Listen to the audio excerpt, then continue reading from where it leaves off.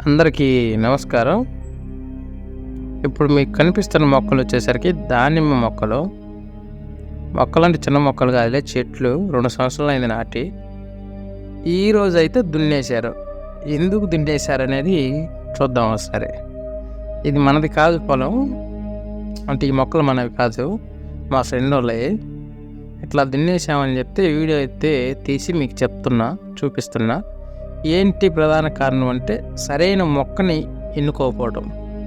వీళ్ళకి తెలియదు ఏ మొక్క రకం అనేది 2 years బ్యాక్ తెచ్చినప్పుడు.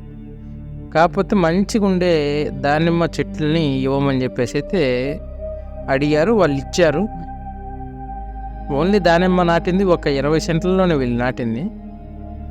పక్కన 1 ఎకరంలో తైవాన్ జామ నాటారు. జామ ప్లస్ నిమ్మ కూడా నాటారు.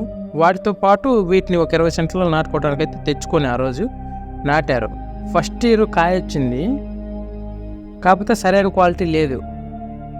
మచ్చ వచ్చింది కాయ నిండా. మనకి ఇప్పుడు బయట చూసినప్పుడు బండ్ల మీద కానీ, అంటే ఫ్రూట్లు బండ్ల మీద కానీ వాటి మీద మంచి కాయ సైజు ఉండి రంగు కూడా రెడ్గా బాగుంటాయి పైన.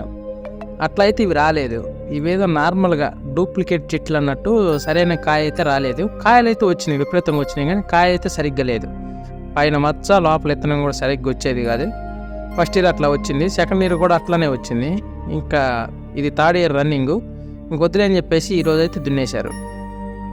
ఎక్కడైనా కానీ వ్యవసాయంలో రైతు నష్టపోవాల్సిందే కానీ మొక్కలు ఇచ్చిన వాడు నష్టపోయేది లేదు.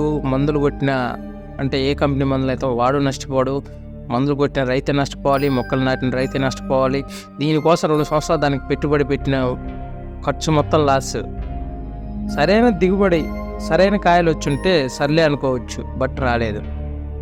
వృధాగా 2 సంవత్సరాలు ఈ మొక్కలను కాపాడి ఈరోజు దున్నేయాల్సి వచ్చింది. ఇలాంటి సిచ్యువేషన్స్ చాలామంది రైతులు ఫేస్ చేస్తూనే ఉన్నారు. వాళ్ళు ఏదో చెప్పిందని కాకుండా 1కి 2 సార్లు మీరే తెలుసుకొని ఏదైతే మనకి బాగుంటుందని తెలుసుకొని స్వతహాగా మీరే నాటుకోండి, మంచి మొక్కలు తెచ్చుకోండి. ఇది ఫ్రెండ్స్ వీడియో.